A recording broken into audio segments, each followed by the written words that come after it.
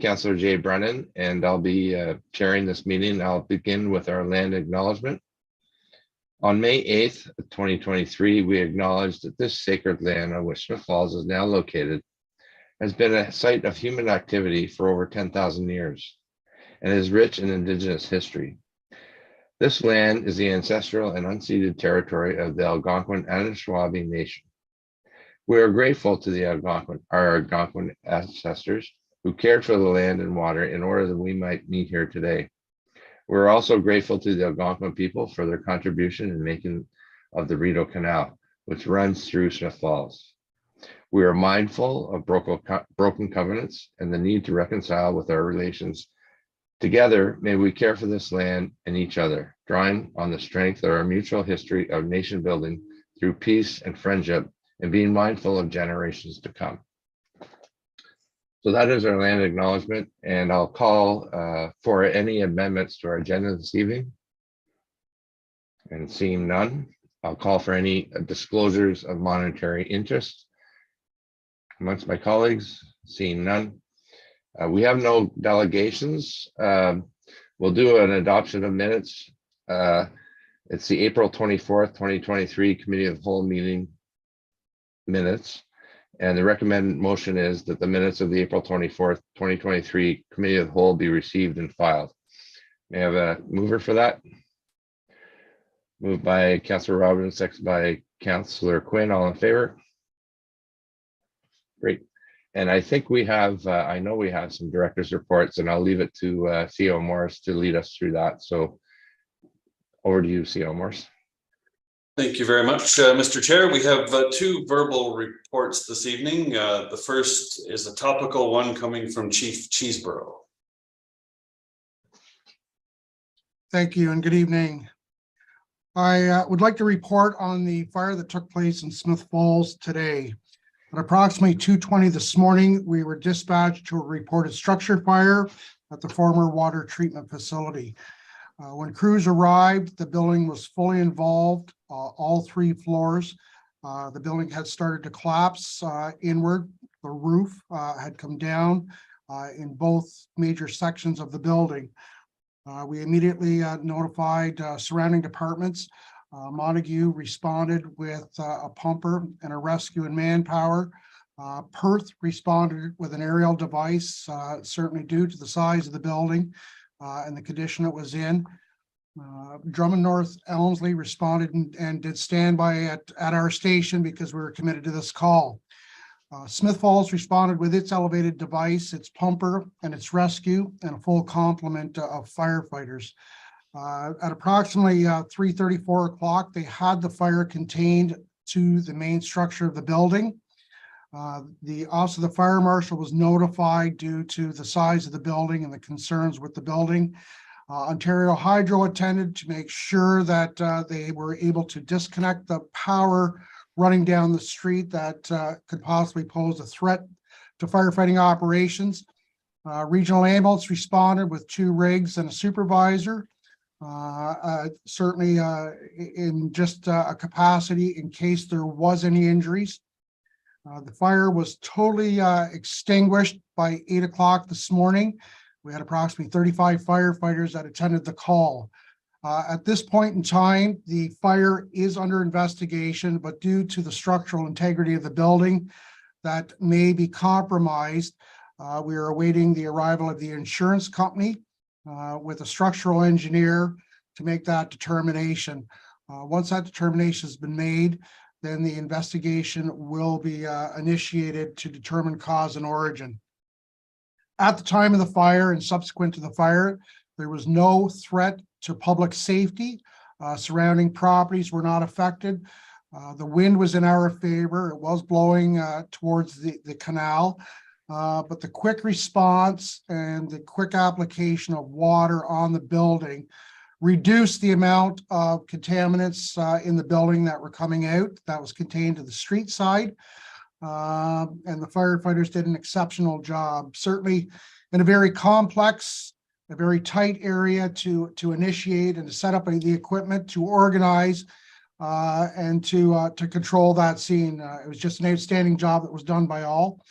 And we're very hopeful that by tomorrow, mid-morning, early afternoon, we'll have some information regarding the integrity of the building.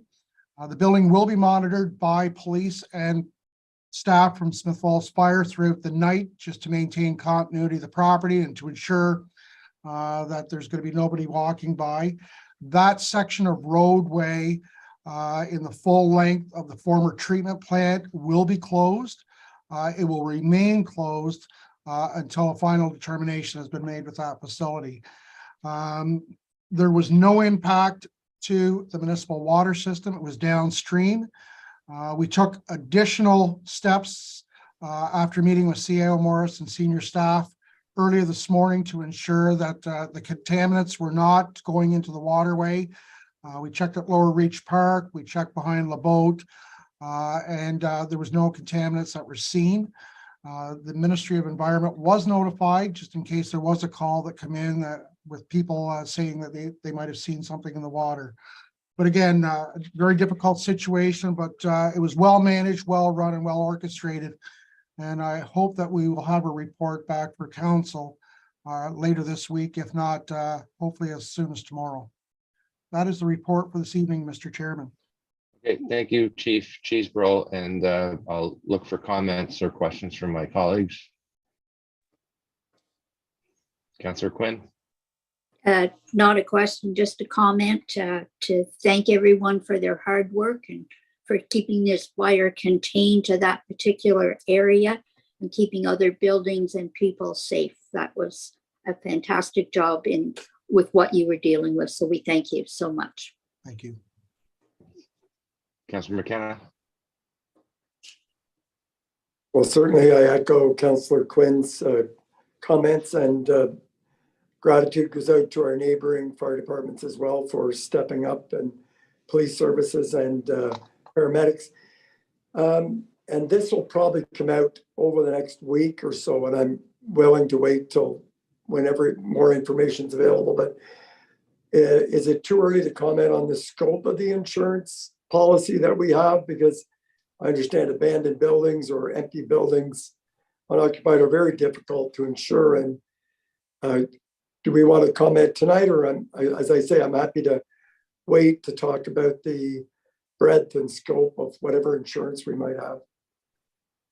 Through the chair, and that's an excellent question. I know that Clerk Costello has been in contact a number of times today with the insurance company. And I'm not trying to put Clerk Costello on the spot, but I think tomorrow will provide a little more light on the subject as to the scope and scale and as to what the insurance company involvement will be. And we can certainly update council at a later date once we have that further information. That's fine with me, Chief. Thank you. Any other comments? Yeah, I'll just echo everybody. Thank you to the first responders. I was down there today, and it was later in the morning, and the guys were flagged, and you know, thank you to everyone, our neighbors and our own service for the job they did. And it was pretty shocking. And we have a real historic building there that is in bad shape. So we've been throwing a lemon, and hopefully we can make some lemonade out of this at the end of the day. But thank you for your work. Thank you. Okay. Who's next? CO Morris? Yeah, next up we have our Director Clark from Community Services. Hi, everyone. I just wanted to give 3 quick updates from my department. So the first is that the ice is coming out in the community center at the end of this month. So there will be no more hockey or public skating until the season begins again in the fall. The second is that you may have seen the crews out. They're readying the parks for opening. So our target is, as per usual, May long weekend. So there's lots of planting and activity happening out there. And the third is a fairly significant update on the playgrounds that were purchased last year, the playground equipment that was purchased last year and will be installed this year. We are looking forward to the simultaneous installation. We don't have a fixed and firm date yet, but it will happen, we're told, early to mid-June at the latest, for both the Victoria Park and the Highland Corbett Park. In the interest of safety and just readying the site in advance, we will be taking down the play structure in Victoria Park, and we're hoping to start that this week. It is boarded up, but we did notice that there were some children playing on it, and so we'd like to take it down and just get it out of the way, and make sure that it's not a safety risk for anyone in the community. So just wanted to advise what was happening from our shop. Thank you, Director Clark. Councillor Miller. Thank you. And nice to see you, Director Clark. Thanks so much for letting us know about the playground equipment. We're really looking forward to it. Welcome aboard. Any other questions for the director? And thank you for that. And nice to meet you this week. Thanks, everyone. We'll meet again. Thank you very much. And that's it. CO Morris, anybody else? That's it. Thank you, Mr. Chair. Okay, thanks for those. We have no correspondence items. We do have an in-camera issue, so I'll entertain a motion to go in camera briefly. Councillor Quinn, seconded by Councillor Robinson, all in favor? This won't be long, so stay with us.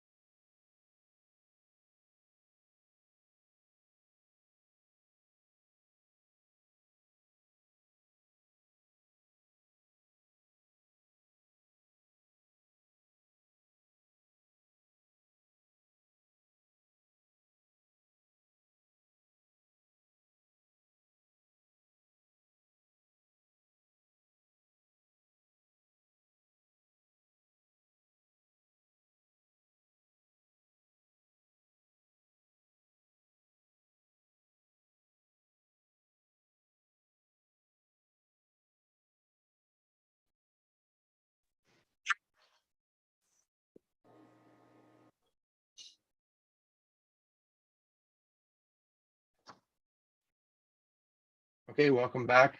I assume we're still live, or we're back live. Council's back from a in-camera session in which we discussed personal issues about identifiable individuals as it relates to committee appointments.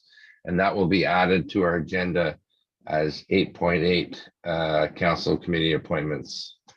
And so we'll deal with that, and that'll come out in the public at that time. So we'll go on to priority issues. 8.1 is Smith Falls Community Improvement Plan Spring Intake Applications Report, and that is with Mary Remming from our planning department. Welcome, Mary. Thank you, Mr. Chair, and good evening, everyone. It's nice to see you all. So the purpose of this report is to present council with the results of the CIP spring intake and seek council's ratification on applications approved in principle by the CIP Working Committee and planning staff. So we did begin pre-consulting on these applications in January of this year. This was just after council had given direction to proceed with a CIP working committee consisting of staff and activated 11 programs for the 2023 year. So application intake itself opened immediately following council's adoption of the 2023 budget, which allocated $100,000 to the CIP reserve to fund the 11 activated programs, and applications were accepted until March 31st. So during the intake, a total of 10 applications were received requesting funding under four of the 11 council activated programs. These applications were evaluated during the month of April by planning staff and the CIP working committee. So the CIP working committee developed an evaluation criteria in accordance with the Smith Falls CIP and the downtown core design guidelines that were adopted by council in 2014 in order to guide their evaluation of these applications. The evaluation matrices were used specifically for applications under programs 13 for facade improvements and program 14 for interior code renovations, because these are the programs within the committee's jurisdiction. So in accordance with the evaluation matrix, applications must receive a score of at least 50% to be recommended for approval. Planning staff evaluated all applications received in accordance with the program specific criteria that's written into the CIP policy. In this case, these were just applications regarding accessibility. So if they met the universal accessibility requirements of the Ontario Building Code, they were deemed eligible for funding. So at the end of the day, staff are pleased to recommend to council the approval of 9 CIP applications that meet the criteria for funding under the programs in which funding was requested. The improvements proposed through these applications will enhance accessibility, refurbish existing architectural details and building facades, endorse the use of high quality materials in the downtown, and improve building stock viability in the downtown core through code upgrades.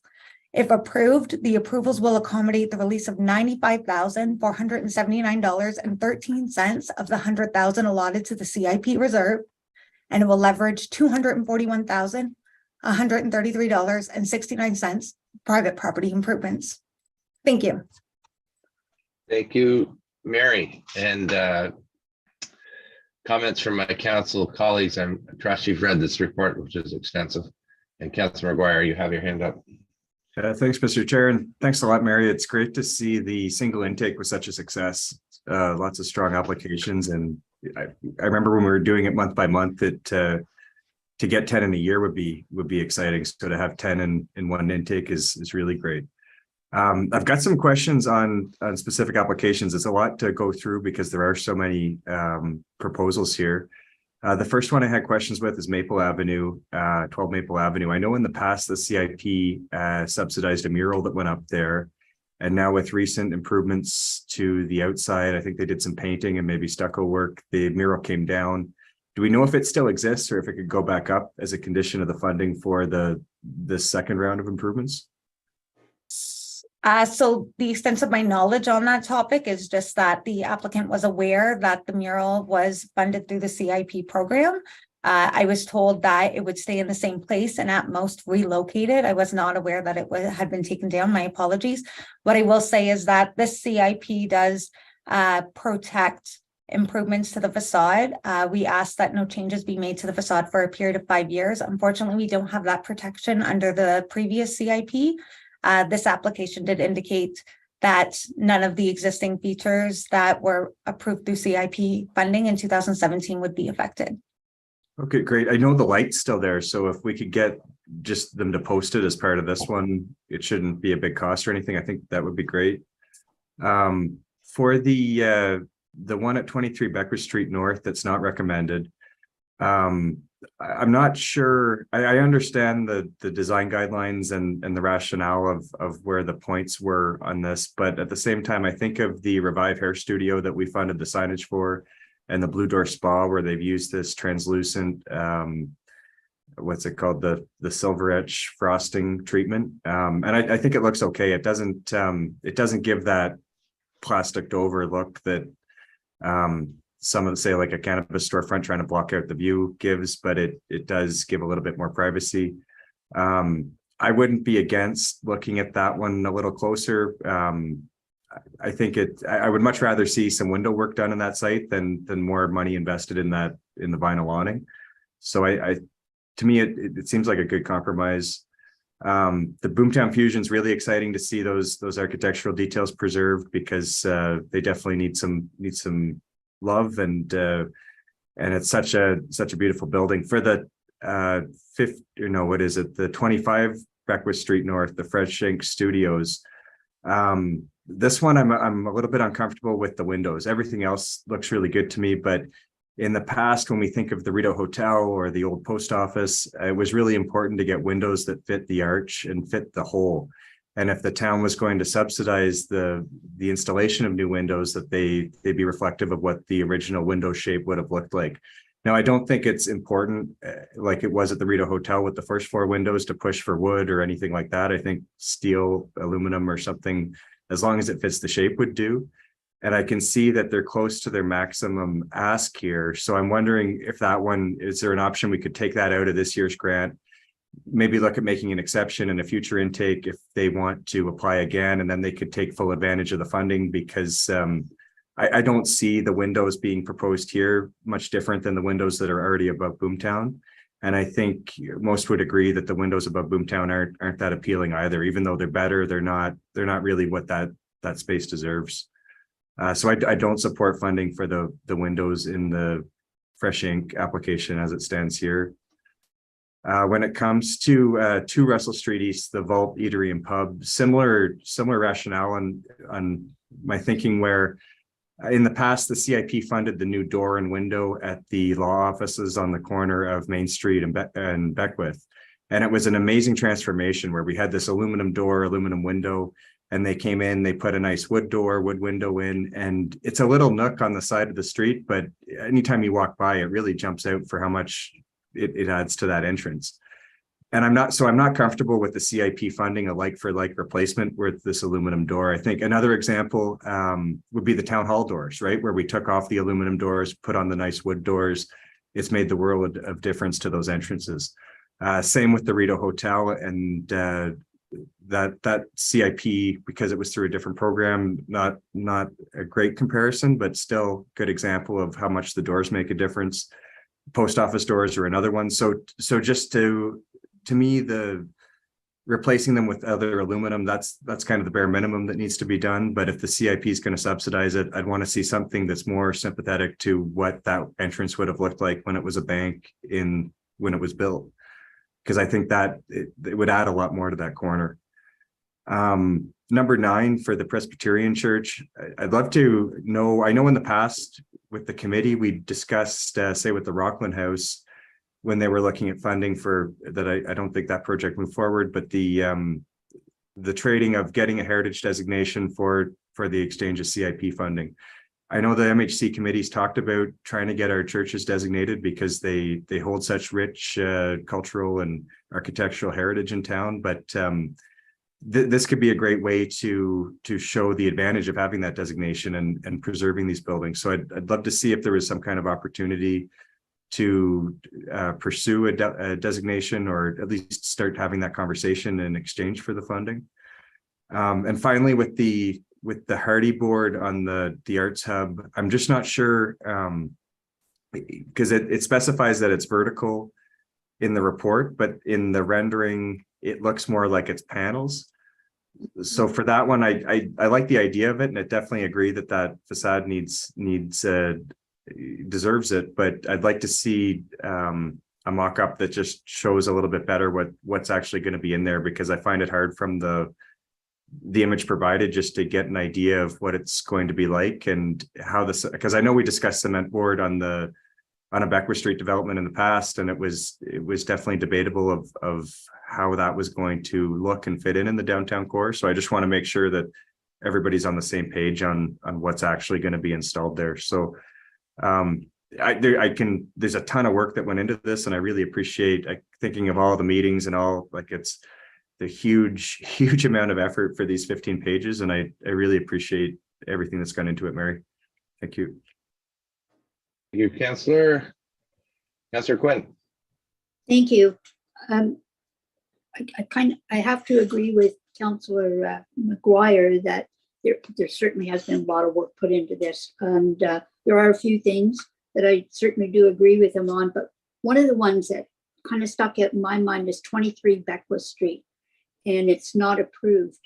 Do you think that that would be something, though, that you could go back and talk with him, and maybe he could adjust somewhat so that it would fit in better with what the look that we're trying to get? Maybe he's closing in the windows too much, maybe, not quite as much. And he could maybe be open to some ideas there and then fit in with this. The other one was the Vault restaurant.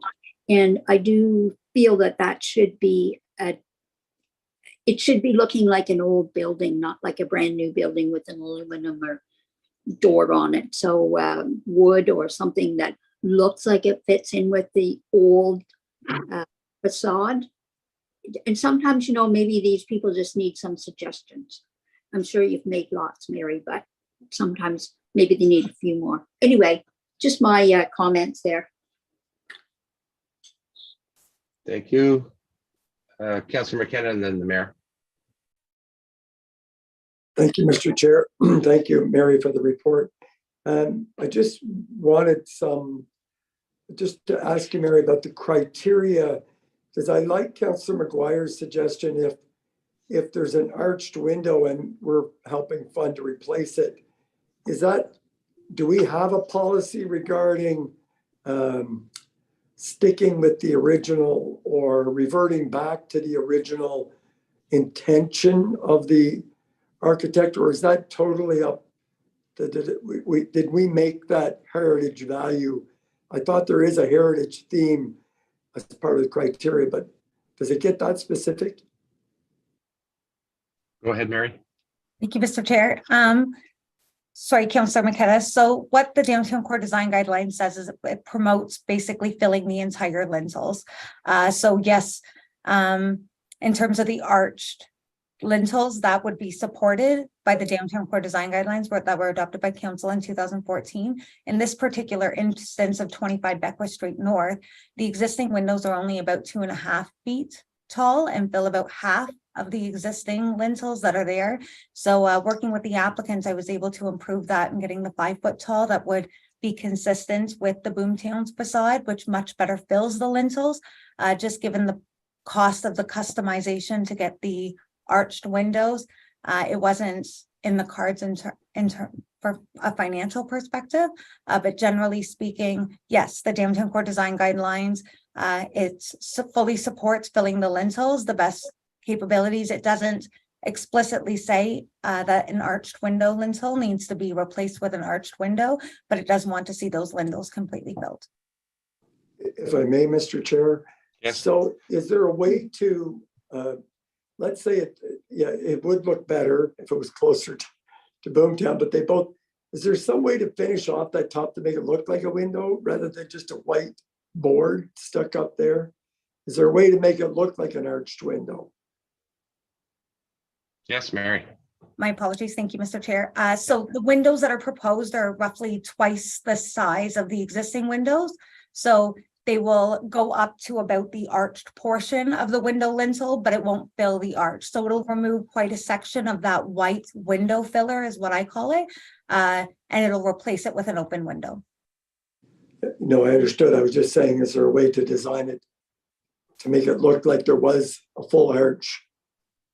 Anyways, That's a good question. I'm not sure, but I'm sure it's something that if you're looking for some form of mock-up, I'm sure that that's something that could be done. I'm just not sure the cost implications of that. so we suggested, again, the same with the vault, those doors, getting them back to more original. We can only suggest it or not fund it. Essentially, yes. So it's not a criteria, it's just a suggestion. Okay, thank you. That's a good point. Your worship. Thank you, and thank you, Mary. I believe the process. I mean, we designed this process to provide, I guess, equal fairness and parity and a clear process to determine qualified applicants and ones who don't meet. So I'll support the applications as presented. But a couple of questions. I am encouraged to see some accessibility improvements, I guess, at 12 Maple. It's nice to know we're going to have improved accessibility for that location. But the two Russell at the vault, so we're replacing the front doors, but there's no accessibility improvement. Now, I appreciate there's a step there, but I'm wondering, again, going back to some of the other questions, could we have a discussion with the owner to say, well, if we're going to be putting new doors in, why not put the push button activation for accessibility improvements and prepare for that next step? At some point, maybe a ramp could be there, a method of improving accessibility. And then for 15 Russell, we're funding an accessible washroom, which is great. But from my recall, the building itself may not be accessible unless there's an entrance, which is not on Beckwith. So we have an accessible bathroom, but we can't get people in the building maybe to use that. Do you know if there's a plan there to improve the accessibility? Because it's a few steps up from street level within the building. Correct. If I can, Mr. Chair. Yes. So to Russell Street East accessibility, my apologies, that was a late application. That being said, the accessibility features to make that front entry accessible would likely need to exclusively encroach within the municipal road allowance, or there would have to be quite extensive renovations to the interior in order to bring the entry door down to grade and create the accessibility feature on the interior. So just given the timing of the application, unfortunately, that didn't make it into the pre-consultation. 15 Russell Street East. The applicant is very eager to make this a fully accessible unit. My understanding is that a chairlift to get up the stairs on the interior into the commercial unit is in the cards in the future. The financial implications of being a new business that isn't opening up till later this year, they weren't able to propose this as part of the application. So the first step is they require the universal washroom in order to open the business. And then the chairlift will hopefully come later, given with hopeful success for the business. Okay, well, that's all encouraging. And then for 25 Beckwith, a few comments regarding the windows. And I mean, in an ideal world, I would love to see the arch window on both facades between Boomtown and Fresh Ink. But I guess in respecting, we do one, if we forced one, and we still haven't, the other side is not going to reflect. But to Councilor McKenna's point, if it can perhaps look a little bit better above the window, it looks like if there's something that would maybe potentially look like part of a window, that'd be great. But overall, it's still going to be an improvement going from 2.5 foot to 5 foot windows there.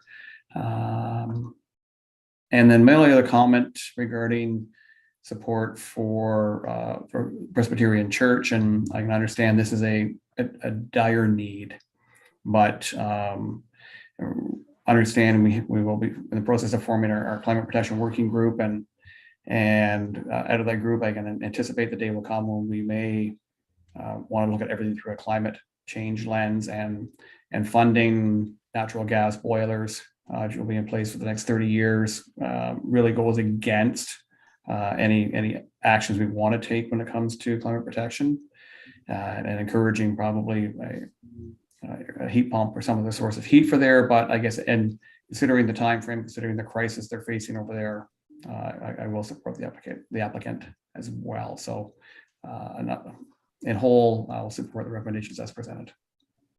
Okay, thank you. Any other comments, Councillor Miller?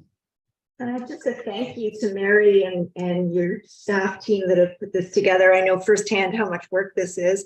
And when I opened it up and saw all of the applications, I was thrilled. I think that's really a turnaround. So hats off to you and the team for this work. And I do support your recommendations. Thank you for that. Councillor McGuire. Thanks, Mr. Chair. I'd just like to circle back on the window and the door conversation because I think we're missing a precedent that's being set here that has never been set in the previous 5 years of the committee. I remember when we had our discussions with Parkview Homes at the Rideau Hotel, the first thing that was put on the table was the exact same thing that's being put on the table right now for above the Fresh Ink Studios. And we had that discussion with the Heritage Committee because at that time the Heritage Committee was a part of the Community Improvement Plan Committee. And it came out with this great outcome where not only was the shape of the window preserved, but the Greek key detail that separates the curved portion from the rectangular portion was also preserved. The windows were made out of wood in North Frontenac, so they were locally sourced, and the price was very competitive when you compared them to a custom aluminum window. So I think I don't think we're giving this the amount of pressure that it needs. If we're giving taxpayer money to subsidize improvements in the downtown core, if those windows need to be replaced, it's the right of the business to replace them and the cost of the business to replace them. But as soon as we're subsidizing these windows by 50%, if we're not getting any extra value by shaping the window to the hole that it was built for, why are we subsidizing that with taxpayer money? And I'm just not comfortable with that. When we've seen the precedent between the Rideau Hotel, the Town Hall, the old post office, the law office, we've got so many great examples of how those wooden doors have transformed the entrance of a building. And now we're saying to a business that we're going to subsidize at 50%, well, hey, we know, but because it's not a regulation or a law, we can't force you to do it. Well, the whole point of the community improvement plan was the carrot, because certain things, for these extra design qualities, it's not fair to have a stick. So if we're not going to use the carrot to elevate what needs to go in there, I can't support this. And unfortunately, the way it's packaged, that means I can't support any of it. But I really think we need to reconsider a few of these and just how much value we've gotten out of the CIP in the past and how we're compromising tonight. I think if we are compromising tonight, there's a real double standard happening on the 23 Beckwith North application, because we have two businesses on Russell Street that have put up this window etching because it's within their right to do it. But we're not funding them because we're saying it's not part of our design guidelines. At the same time, we're saying, these windows and doors don't really fit our design guidelines, but we're funding them because the way we made the score sheet for these applications, they got enough points. So I feel like if we're going to compromise on the windows and doors, we have to fund the Beckwith Street application.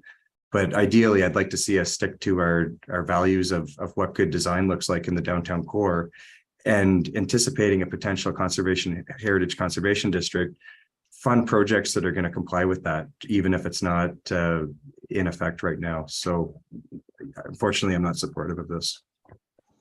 Okay, thank you for that. Councillor McKenna? Well, Councillor, through you, Mr. Chair, Councillor McGuire makes a compelling point to, but just so I understand though, I think council would have the prerogative to pull out one of those and say, without throwing out everything, I think if council supported the, at the very least, I would love to see our arched windows go in there.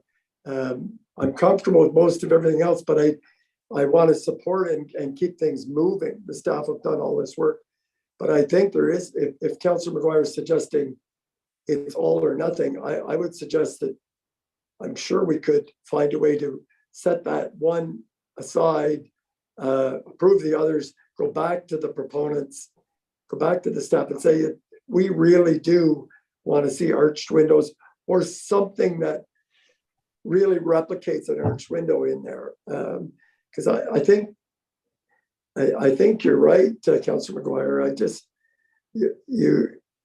are we being inconsistent, and do we believe in heritage and the values that or are we, in order to just keep things moving along, are we going to compromise? So I'm comfortable with the rest. I would like to see if that could be reconsidered by the proponent or some other way that could happen. Your worship. Yeah, I agree. I mean, it's whatever, if, can we pull the application for 25 Beckwith and have staff circle back to the applicant? And then we can deal with the rest in their entirety, if everyone agrees with that. And to Councillor McGuire's point, perhaps we can provide details on so maybe some contractors who can replicate that window, maybe at a suitable cost, so that he has a point of reference and maybe some additional quotes to know what the cost will be. I agree, the end result will be significantly better. And so, I mean, if we put a pause on this for a couple of weeks, probably not a big deal. Okay. We need a better outcome. Thank you. I'll just chime in. I support staff's recommendations. I have no problem with pulling one out and going back to the applicant. And in my experience, I think the applicants are very eager to fit in with the CIP, and I'm sure staff would agree. But at the end of the day, we're talking about almost $250,000 of private property improvements being done by our businesses, and we're supporting that. So I'd like to see this go forward. If we can pull one and address those concerns and then go forward with all the other ones as soon as possible, I'd be happy with that. So if I have some thumbs up from everybody, we can try to work out something with that one applicant. Councilor McGuire. Thanks, Mr. Chair. The door to me is just as, it's the exact same as the windows. So if I'd like to see both of those on hold and go back to the applicant, and that's what I need to support this, because it's the precedent has been, we've built this precedent over the last 5 years. It's been a lot of work to get to where we are, and it's just too much of a step backwards for me to go along with it without those two, not canceled, but just on hold till we can get a better design in those holes. Okay, what about the door then? I can support that. Okay, we'll go back to the vault on the door. Okay, and then, so is it doable to go ahead, because this needs to go through council, to do the rest of them next week? And then hopefully 2 weeks later, we can do the other two. Is that doable? Yes. I see Planner Grinke there. Is that okay with you? Yep.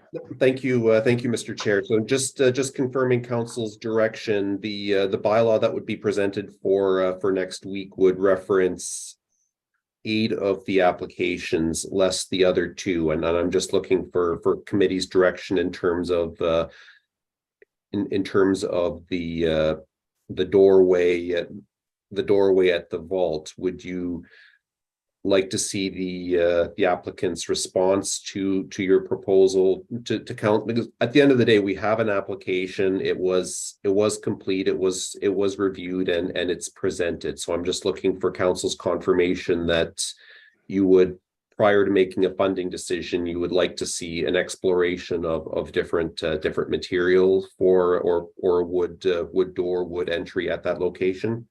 That was my understanding. Is that right? Everyone's nodding on that one, so. Okay. So staff have direction, and we will be doing some CIP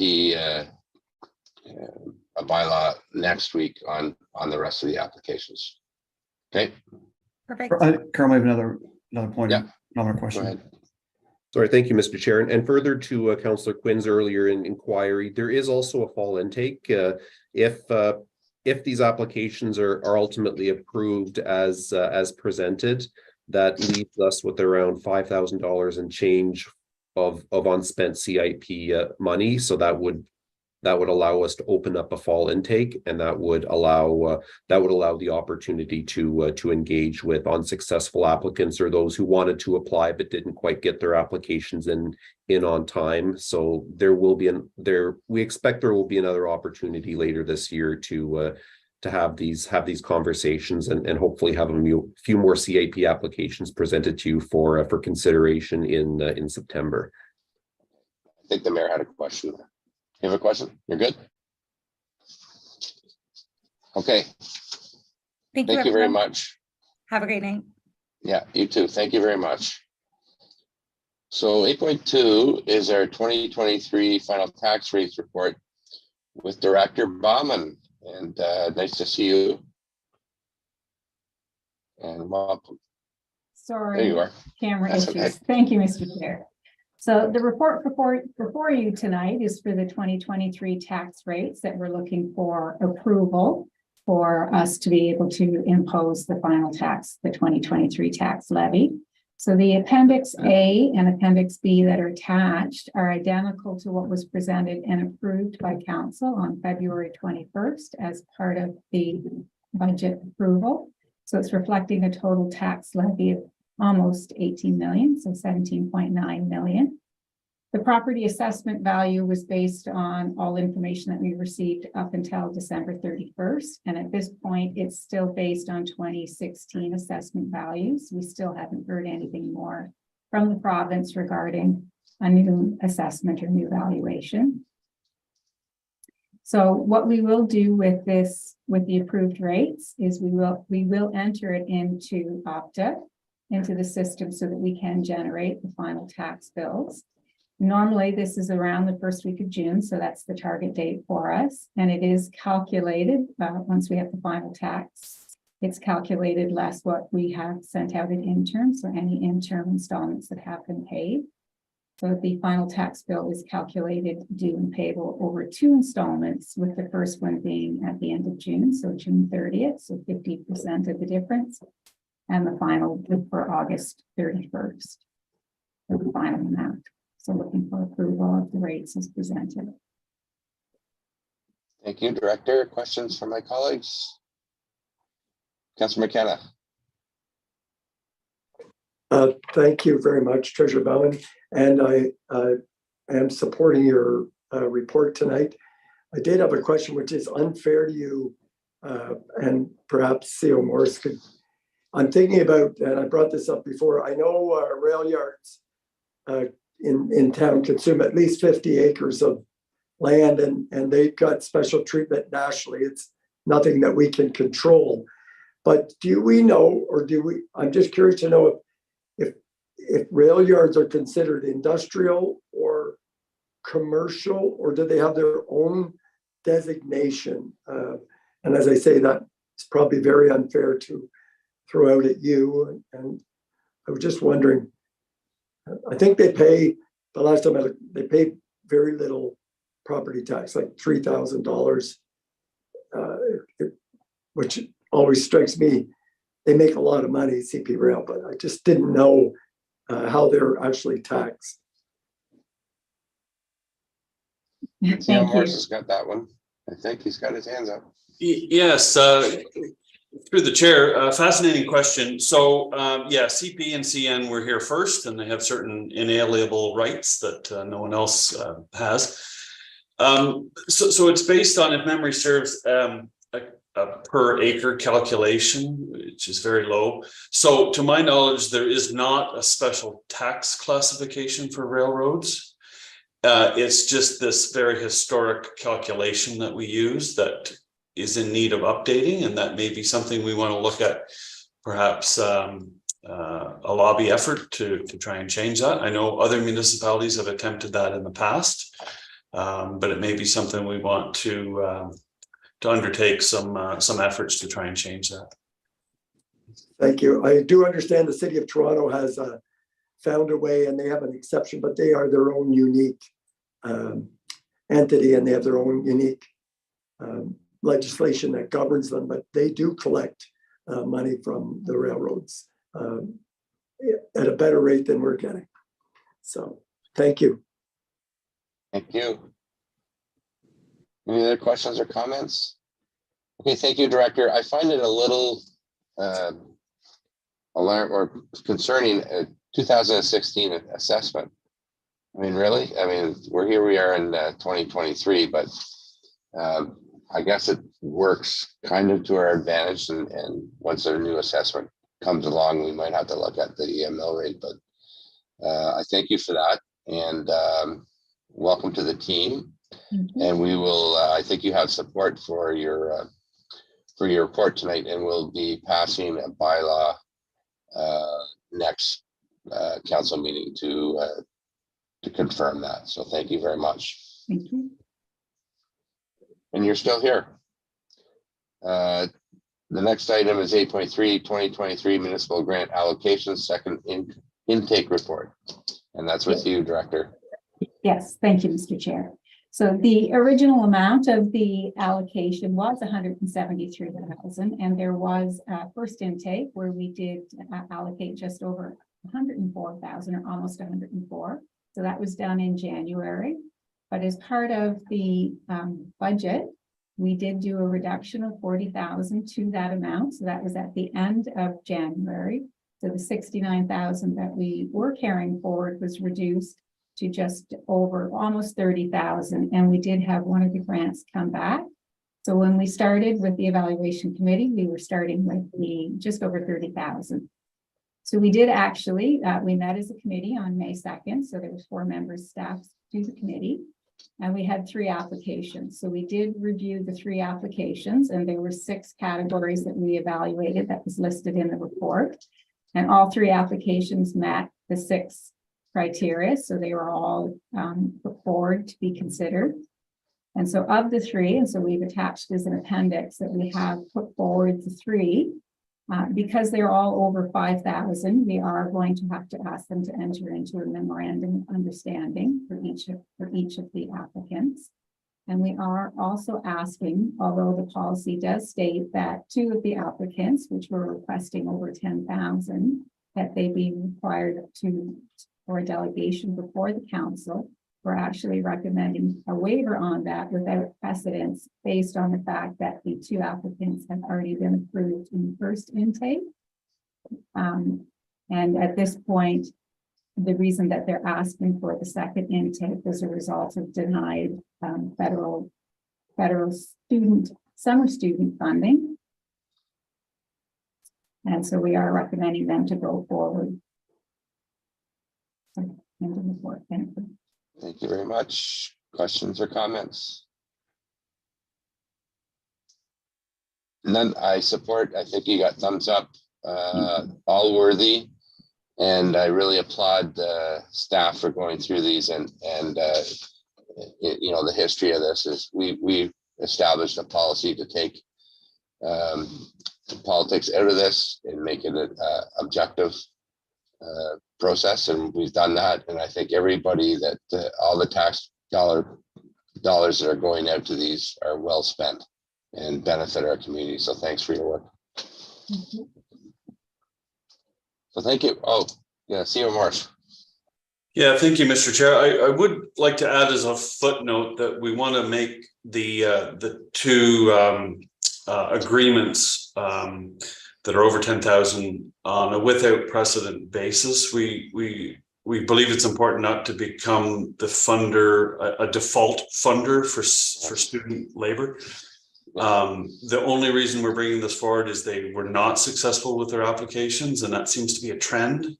A lot of organizations did not get funded.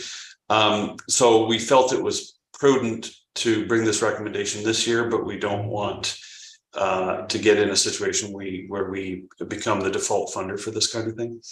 So I just wanted to add that we will add it to the funding agreement that we craft. Yeah, Without precedence is a good idea, and you know, it's good to hear with the grants over 10. It's good to have them come and talk to us about it too, because they do good work and we want to hear about it. Thank you. Okay, thank you. That's moving along. 8.4 is 2023 Utilities Quarterly Report number 1 with the Stairwalker, Director Barlow. Thank you, Chairperson Brennan, Mayor, members of council. Tonight I bring forward report 2023-058. The purpose of this report is to update the owner, operating authority, top management, and the public regarding the water and wastewater operations for the first quarter of 2023. As you can remember, we received standard of care training back in December of 2022, and that provided insight into the extensive amount of information that everyone will receive on an annual basis, as you were aware of March and April of this year for both the water and wastewater operations. So in an effort to bring a smaller slice of information forward on a regular basis, we decided that a quarterly report, such as the one provided tonight, will assist council and the public in reviewing the ongoing operations of the water and wastewater facilities. The report itself is, I'd say it's numerically intense. And instead of going over the entire report, I will say that the report is for information. And if you have any questions, I'd be more than willing to try to answer them. Thank you. Numerically intense it was. Mayor Pecco.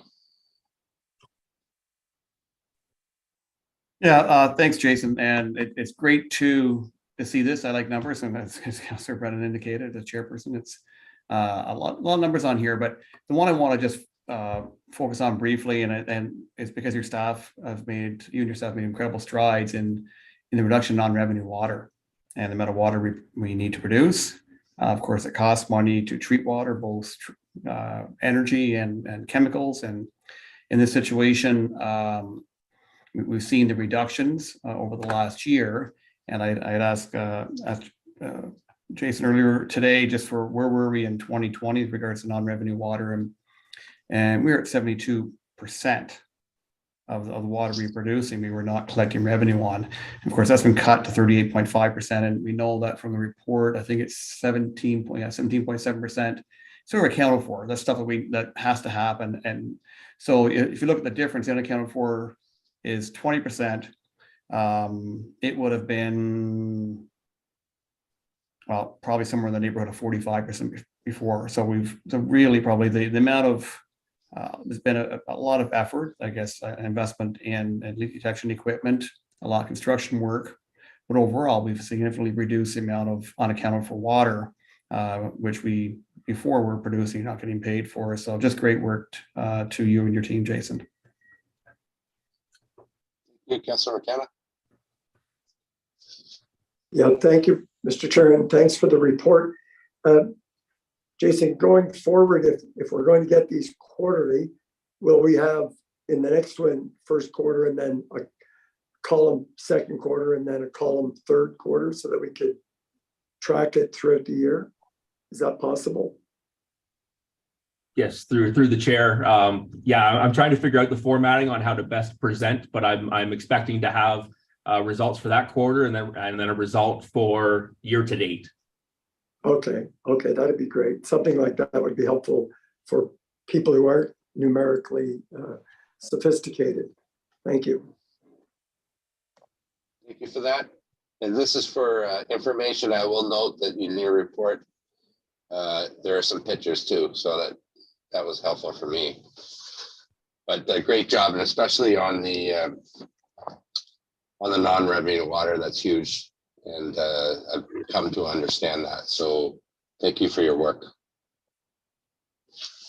Yeah, thank you, Chair. Thank you. If I can make one more comment on drinking water. Of course. And just so everyone's aware that we do have tours available where the public can register online for Wednesday at 2 p.m. or Thursday at 4 p.m.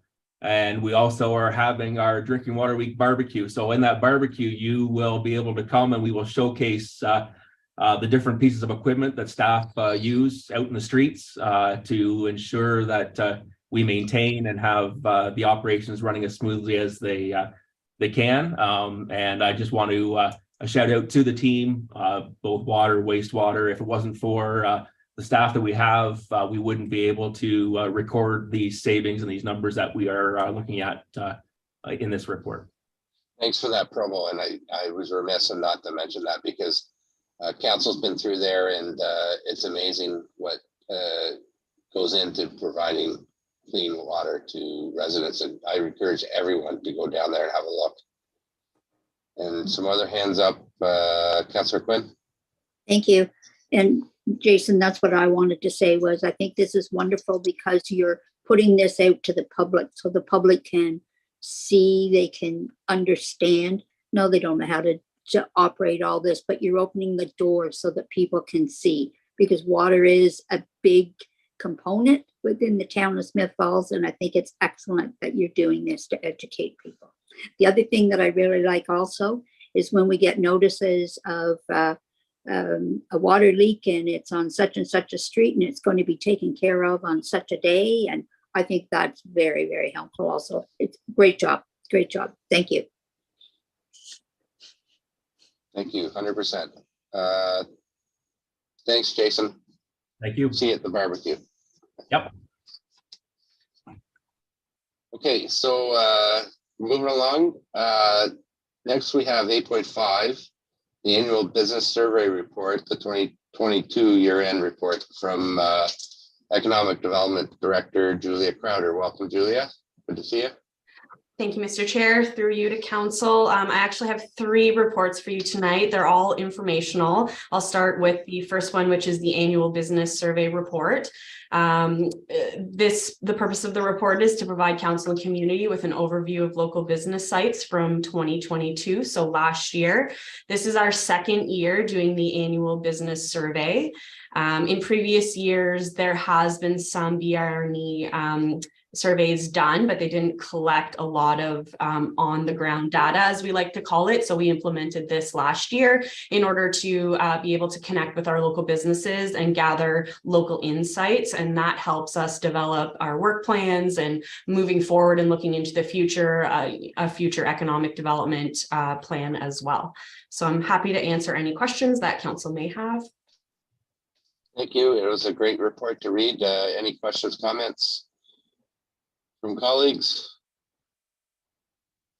Seeing that, I mean, this is really good information, and it gives us insight on what's going on. And I mean, well done. So we've received that, and it's on the website, I assume. I'll be putting it on the website after today. Yes, so it'll be available to the community. We'll also circulate it to our stakeholders, and I'm going to print some hard copies just for people who want a copy of those as well, but mostly it's digital. And I just wanted to give a shout out to Carrie Barlow, our Economic Development and Community Coordinator, who helped get the data and analyze and put this survey together. Good stuff. Thanks for that. And you're still up for... Mr. Chair. Excuse me, Mr. Chair. Oh, sorry. Sorry. I wasn't no, looking. just something came up there. Sorry to interrupt. Manager Crowder, could I get a few copies? We've got the DBA board meeting tomorrow night and the chamber one on Wednesday morning. It'd be nice to take them a few copies, and better your ink than mine. Sure. Yep, I can print you off a few copies for sure. And we usually will send it to Nora and to Leslie directly by email, so they have a copy as well. Yeah, and maybe the visitor survey as well. I know you haven't spoken about it yet. Thanks so much. Sorry. No problem. That's your next topic. So before you is the visitor information and collection program. So this is a brand new program we implemented for 2022. And again, like the annual business survey, it's to collect visitor data to provide insights from tourist visitations during the 2022 season. So this program is designed to be a 3-year initiative. And again, it will help inform marketing and tourism development and asset, as well as a tourism strategic plan in the future. So it's really important that we gather the data now in order to make informed decisions for the future and to build plans out. So again, the survey only received about 272 responses, which was fairly low. So this year we're going to relaunch it again at the beginning of June and hope to do some better promotion and better partnerships within the community. I think it's really important to get as many validated surveys as we can. So we try and promote within the community and work with our accommodators and our local retailers to give out the cards rather than doing a lot of digital promotion. A lot of the times we find that people will just take a survey in order to win a contest rather than getting the validated information that we're really looking for. So that's kind of our focus and how we want to promote the survey. So I'm happy again to answer any questions or take any comments. Thank you, Director. Any questions? Councillor Quinn and then Councillor Miller. Thank you. And Julia, it takes a while to get people to respond to this because this is new, but it's wonderful. And once they start to respond and once they understand what it is you're doing, then you'll get more of these surveys completed. I know it's just the beginning, so don't give up on it. Thank you. Thank you, Councillor Miller. Thank you. And thanks, Manager Crowder. These documents are excellent. A couple of questions, if you don't mind. Were LeBoat visitors asked to complete the survey? They were, yes, we worked with LeBoat. We also put a copy in our visitor guide as well. So there was a QR code and a link within last year's visitor guide. So anyone who got the guide could access the link. Wonderful. And one other question, Mr. Chair, if you don't mind. Yes. Yes. And I know you can't answer this specifically, but do we have any interest from outside partners or developers to address our perceived need for further accommodation options? We haven't. I think as part of our investment attraction strategy that we're looking at developing, that's an area that we can look at developing it for attraction purposes. I think it's, finding the land in order to do that and making a case for more accommodations. I think we need to also look at and identify other types of accommodations that we may have in town, like our Airbnbs. We have a number of them that are facilitating kind of different types of accommodators. I think new visitors are looking at different experiences, not just the traditional hotels. So I think it's important to diversify the options we have for visitors coming to our community. But that is one of the things that we're working on. I think we need some more hotel rooms in order to support tourism growth for the future. Thanks so much. Councillor McKenna. Thank you, Mr. Chair. Thanks for the report. Two things. One is this document and the business survey. I think there's a wonderful trend in Smith Falls on our public facing reports being so much more accessible, user friendly, the use of infographics. They make a complex story we're trying to tell so much easier. And I've noticed it. We still have some heavily worded. I think the police report could really use some of this format, but almost every other department is really doing an excellent job presenting this important information in a very user-friendly manner. So congratulations. And my second one is, and you probably do this, Julia, but I don't have the access, is so it's so what, about the visitors. How does this compare to, let's say, not our competitors, but our neighboring municipalities who do this? Can you share survey results with Perth, Brockville, North Grenville, so that we could, is there something going on here that, or is it so unique to Smith Falls? I mean, it's great to have Smith Falls, but unless it's compared to something, it doesn't, the context is missing for me. Is this a good thing that I'm reading, or is this low compared to our peers?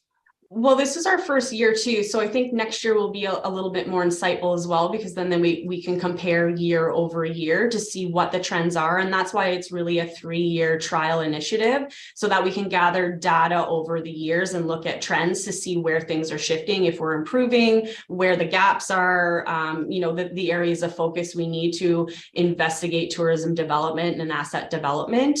I think we can look and compare to other municipalities, but I think we need to focus on what are our strengths and what are our weaknesses, and how do we focus on those rather than comparing ourselves to other communities. I think we have some really unique features here in Smith Falls, and we don't want to just say, well, Perth or Carleton Place is doing this, so that's what we need to do. We really need to understand what we need to do as a community to be unique and set ourselves apart rather than kind of following other trends that are happening. Not a lot of municipalities are doing this. I've done it in other communities that I've worked on. I don't think Carleton Place or Perth or Elmont or any of them are doing their own visitor survey. At the county level, that's something that we could look at working with the new staff person in tourism at the county level to do a more regional approach.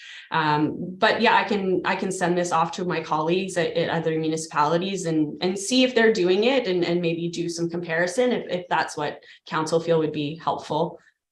No, thank you. That's, I understand it's year one. It's like day trippers are huge. So if that's the trend across North America, then let's grow it, you know.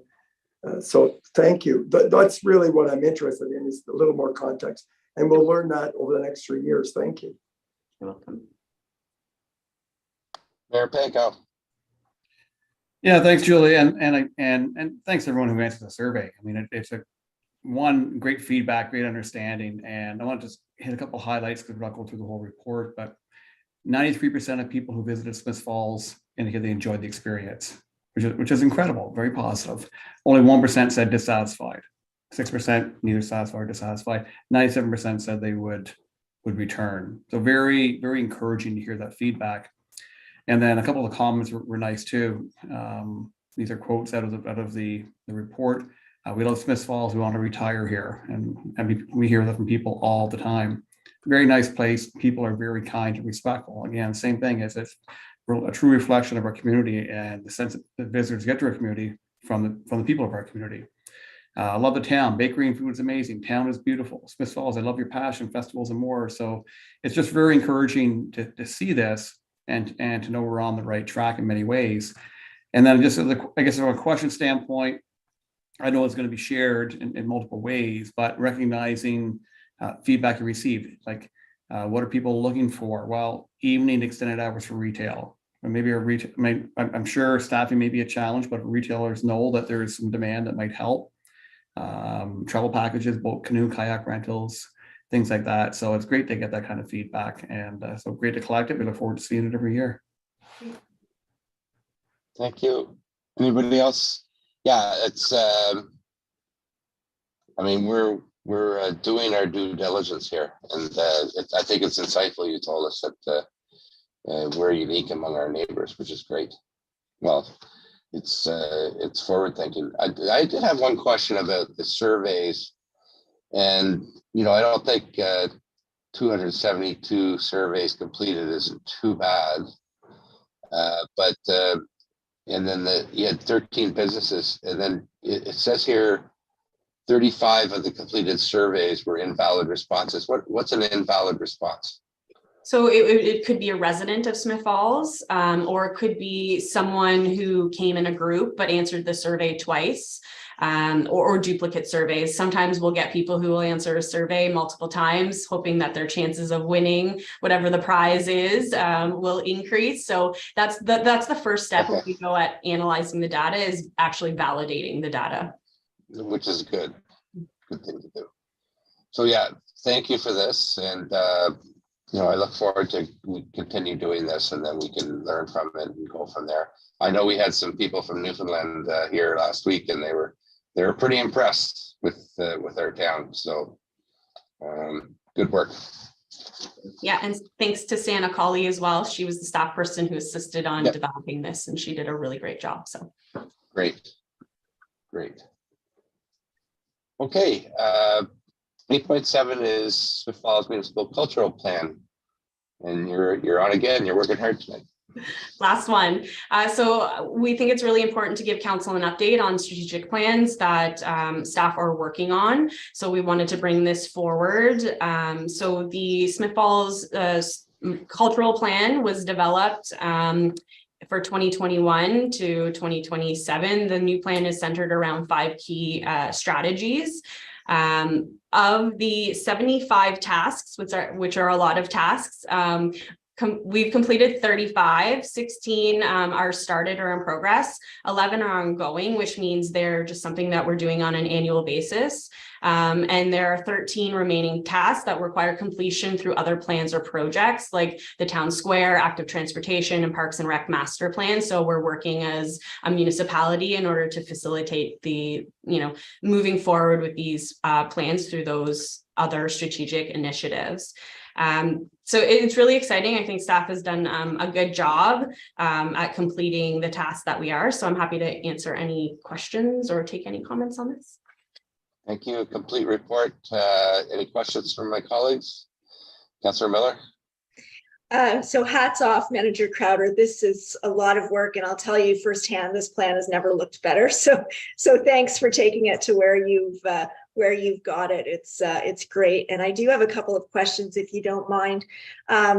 So the first one is, could you tell us when the Welcome Center will be open to the public? Because you referred to having brochures available and bulletin boards and that sort of thing. Yeah, so that's something that we're working on internally. We need to do some improvements to the door before we can actually open it back up to the public. So we'd like to open it up after the May long weekend. So we do have students in place now that can facilitate a Saturday opening for tourism, but we'd like to reopen it permanently at the end of May. So we're working on that. Okay. Mr. Chair, could I ask a couple more questions? Thank you. Yes. Also, have staff taken equity, diversity, and inclusion training? And it's probably something council should be participating in as well. I have from other municipalities. I haven't since I've been at the town of Smith Falls, but there has been some other training, and I believe HR is looking at training opportunities from a corporate perspective as well. Okay, and then I had one last question, and I think I saw that the visitor guide was going to be both printed and online this year. Is that going to be available in time for the launch of Le Boat season? We're working on it. It's likely going to be at the beginning of June. It is a little late this year, but again, we've changed the format to help streamline things. We got a lot of comments that a Smith Falls map is really something that people are looking at rather than a heavy paper guide. So we're looking at a Z-fold map to change the style. A lot of the information that's in the guide will be on the reverse side. And then we're developing a brand new map that will identify all of our municipal assets and tourism assets like washrooms, parking, all of the museums, our trails, and our downtown. Some of those features that I think are lacking in the map that's in the guide as well. So I think it's going to be a really good improvement, something that we can use year over year. So again, the cost to develop the guide is about $10,000 a year. So we're able to print a larger number of the maps, which helps on the cost every year. Thank you. Great. Any other comments? Great work. And this plan will be available on the website at some point. The cultural plan is available currently on the website. This work plan, the action plan isn't, but it's kind of a working document that staff use and that we use to update council on. But the actual cultural plan is available. Great. And I encourage everybody to check it out. So thanks for that, and great work and good information for us. So thank you very much. Welcome. We did add one item, and I'm at the end of the agenda here. 8.8, we have council committee appointments to bring forward, and I think Clerk Costello will lead us through that. I do. Thank you, Mr. Chair. I have 4 appointments coming forward this evening for the Climate Action Working Group. I have Susan Brandom, Danielle Schufelt, Peter Au, and Steve Goche, who have all brought their name forward. These names have been vetted through the staff resource, and a recommendation is coming forward to formally appoint them to the Climate Action Working Group. I also have 6 names to bring forward regarding the Accessibility Advisory Committee. I have Corey Agnew, Courtney Priest, Heidi Trick, Jennifer Brown, Lucy Bingley, and Stephanie Cates. And again, if council concurs, a formal resolution to appoint these people would be brought forward at our next meeting of council. The other item that I wanted to bring forward regarding the climate action change the Climate Action Working Group is we still do require 2 council appointees to serve on that group to form part of the membership. So if council could take some time this evening to decide who those 2 members would be, we could formally appoint those at the same meeting of council next week. Okay, I see Mayor Penko with his hand up, and that is a volunteer for that committee. Yeah, I would like to volunteer for the Climate Protection Working Group. Okay, anybody else?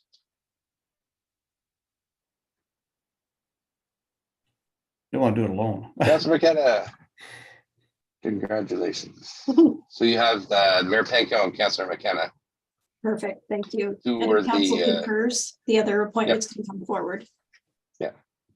Who were the council colleagues on that, who have an interest in that item? And I think everyone concurs on the other committee appointments.